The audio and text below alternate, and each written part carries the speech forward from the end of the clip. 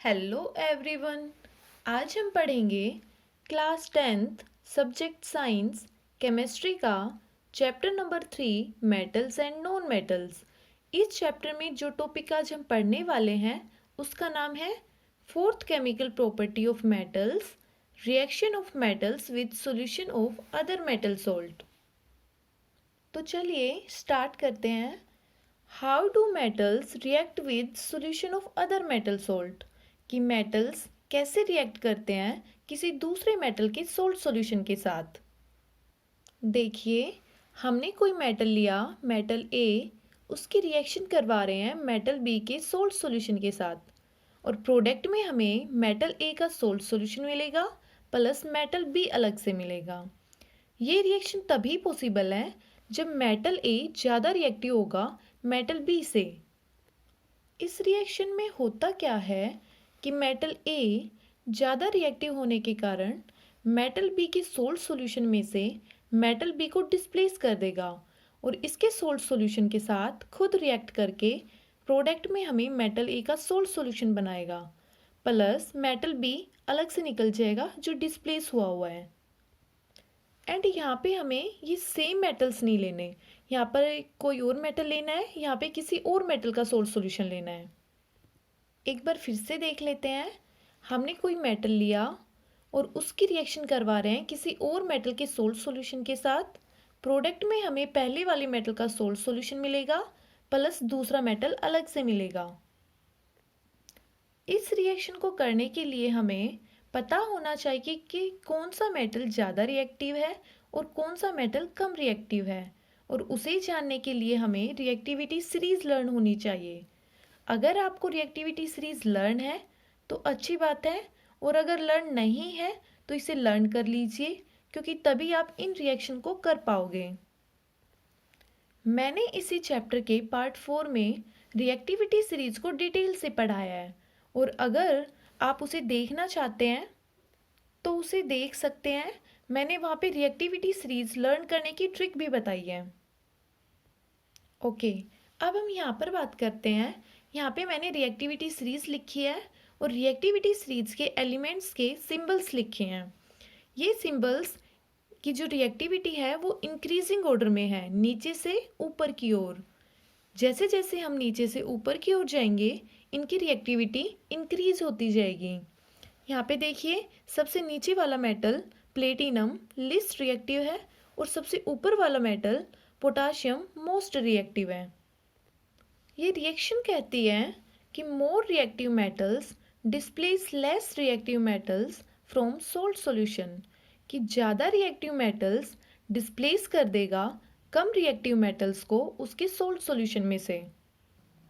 Reactivity series में जो metal ऊपर है वो अपने से नीचे वाले मेटल के सोल्ट सॉल्यूशन में से मेटल को डिस्प्लेस कर देंगे और उनके साथ खुद रिएक्ट कर जाएंगे।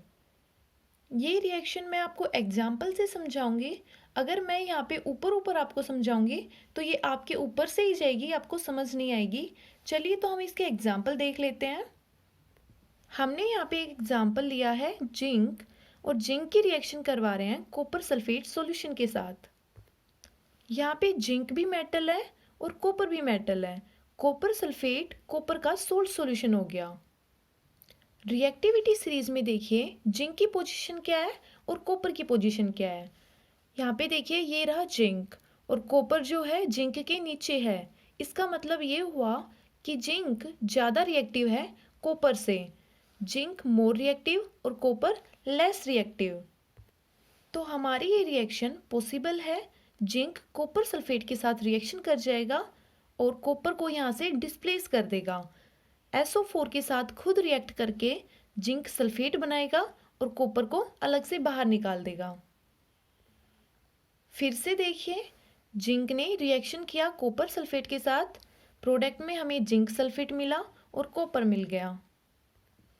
अगर आप कॉपर की रिएक्शन करवाओगे जिंक सल्फेट के साथ तो इसमें कोई रिएक्शन नहीं होगी, क्योंकि कॉपर यहाँ पे लेस रिएक्टिव है और जिंक यहाँ पे मोर रिएक्टिव है। ये कॉपर इस मोर रिएक्टिव जिंक को डिस्प्लेस नहीं कर पाएगा, क्योंकि जिंक की और SO4 की जो अटैचमेंट है वो स्ट्रॉन्ग है। ये लेस रिएक्टिव मेटल कॉपर इसको तोड़ नहीं पाएगा, इसको यहाँ से डिस्प्लेस नहीं कर पाएगा, इसलिए ये रिएक्शन नहीं होगी। आप यहाँ पे भी देख सकते हैं कि कॉपर जो है वो जिंक से नीचे है, लेकिन हमारे ये रिएक्शन का रूल क्या कहता है कि more reactive metals displace less reactive metals from salt solution. तो ये रिएक्टेंट्स उसको फॉलो नहीं कर रहे हैं, तो ये रिएक्शन नहीं होगी। ये जो रिएक्शन है इसको मैं आपको एक पेज पे समझाती हूँ, आपको और भी अच्छे से समझ में आ जाएगी। हम एक बीकर ले लेते हैं, इसमें हम कॉपर सल्फेट का सॉल्यूशन डालेंगे। कॉपर सल्फेट का जो सॉल्यूशन होता है CuSO4, इसका ब्लू कलर होता है। इस कॉपर सल्फेट सॉल्यूशन में जैसे ही हम जिंक डालेंगे, जिंक की प्लेट डालेंगे या जिंक के पीसेस डालेंगे, तो वो CuSO4 से रिएक्ट करके जिंक सल्फेट बनाएगा। जो कॉपर सल्फेट का ब्लू कलर था वो फेड हो जाएगा और कलरलेस सॉल्यूशन बन जाएगा। एंड ये जो कॉपर है इसको ये जिंक बाहर निकाल देता है, SO4 के साथ खुद रिएक्ट कर जाता है, जिंक सल्फेट बना लेता है, और ये Cu है कॉपर, इसके पार्टिकल्स नीचे बॉटम पे सेटल हो जाएंगे। एक बार फिर से देखिए, हमने एक बीकर लिया, उसमें कॉपर सल्फेट का सॉल्यूशन डाला जो ब्लू कलर का है। जैसे ही हम उसमें जिंक की प्लेट डालेंगे तो वो CuSO4 के साथ रिएक्ट करके ZnSO4 बना लेगा, जो कलरलेस सॉल्यूशन बन जाएगा, और कॉपर पार्टिकल्स जो नीचे बॉटम है उसके ऊपर सेटल हो जाएंगे, उनका कलर रेडिश ब्राउन हो जाएगा।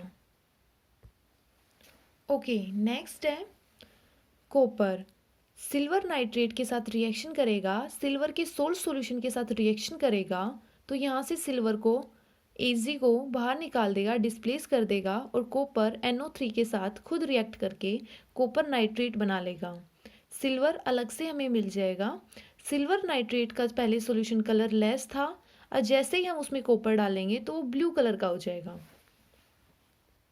अब यहाँ पे भी कॉपर जो है वो मोर रिएक्टिव है सिल्वर से, इसलिए ये ज़्यादा रिएक्टिव होने के कारण लेस रिएक्टिव मेटल को डिस्प्लेस कर देता है और खुद इसके साथ रिएक्ट करके कॉपर नाइट्रेट बनाएगा, प्लस सिल्वर मिलेगा।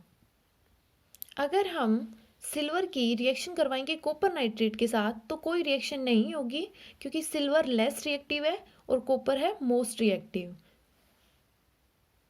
इस रिएक्शन को करने के लिए फर्स्ट वाला मेटल ज़्यादा रिएक्टिव होना चाहिए दूसरे वाले मेटल के सोल्ट सॉल्यूशन से, लेकिन यहाँ पे उल्टा है, ये लेस रिएक्टिव है और ये मोस्ट रिएक्टिव है, तो ये रिएक्शन नहीं होगी। नेक्स्ट है आयरन, Fe आयरन।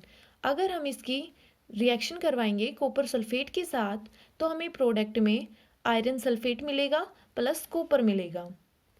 एक और रिएक्शन मैं आपको रफ पेज पे समझा देती हूँ। हमने एक टेस्ट ट्यूब ली, इसमें कॉपर सल्फेट का सॉल्यूशन डाला जो ब्लू कलर का है। जैसे ही हम इसमें आयरन नेल डालेंगे तो आयरन कॉपर सल्फेट के साथ रिएक्शन करके आयरन सल्फेट बना लेगा। ये पहले ब्लू कलर का था और ये जो ब्लू कलर है फेड होके ग्रीन कलर का हो जाएगा। आयरन सल्फेट ग्रीन कलर का होता है, कॉपर सल्फेट ब्लू कलर का होता है, और ये जो आयरन नेल है इसके ऊपर रेडिश ब्राउन कलर डिपॉजिट हो जाएगा और कॉपर इसकी बॉटम पे सेटल हो जाएगा। अगर आप कॉपर का आयरन सल्फेट के साथ रिएक्शन करवाओगे तो कोई रिएक्शन नहीं होगा, क्योंकि कॉपर लेस रिएक्टिव है आयरन से, आयरन मोस्ट रिएक्टिव है और कॉपर लेस रिएक्टिव है, इसलिए इसका कोई रिएक्शन नहीं होगा। यहाँ पे मैं आपको एक चीज़ और बताना चाहती हूँ।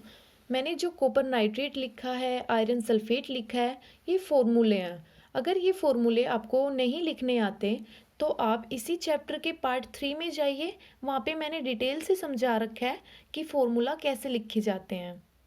ये वैलेंसी के ऊपर डिपेंड करते हैं और मैंने वैलेंसी को भी उस पार्ट 3 में डिटेल से समझाया है। यहाँ पे थोड़ी सी हिंट दे देती हूँ। ये देखिए, हमने ले लिया कॉपर नाइट्रेट CuNO3 का होल ट्वाइस।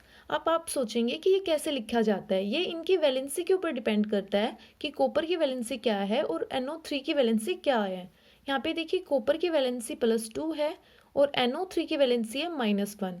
अब ये वैलेंसी क्रॉस मल्टीप्लाई करके इन एटम्स के नीचे लिखी जाती है।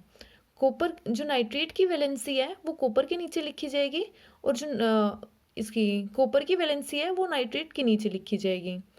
कॉपर की वैलेंसी +2 थी और नाइट्रेट की वैलेंसी -1 थी। तो नाइट्रेट की वैलेंसी हमने कॉपर के नीचे लिखी, उसको लिखने की ज़रूरत नहीं है क्योंकि 1 है, और जो कॉपर की वैलेंसी थी वो NO3 के नीचे लिख दी जो 2 है। और हमारा फॉर्मूला बन गया CuNO3 का होल ट्वाइस। ऐसे ही यहाँ पे आयरन सल्फेट है, आयरन की जो वैलेंसी होती है वो +2 होती है और SO4 की वैलेंसी -2 होती है। तो इनको हम क्रॉस मल्टीप्लाई तब करेंगे जब ये अलग अलग होगी। यहाँ पे सेम है तो ये न्यूट्रलाइज हो जाएगी और FeSO4 का फॉर्मूला बन जाएगा। ये वैलेंसी होती क्या है, किसी भी मेटल्स या नॉन मेटल्स की वैलेंसी कितनी है, हम कैसे पता करेंगे, ये सब मैंने पार्ट 3 में डिटेल से बताया है। अगर आपको यहाँ पर समझ में नहीं आया कि फॉर्मूला कैसे लिखा जाता है इनका, तो आप पार्ट 3 को खोलिए, उसको कंप्लीट देखिए, आपको समझ आ जाएगा। Thank you.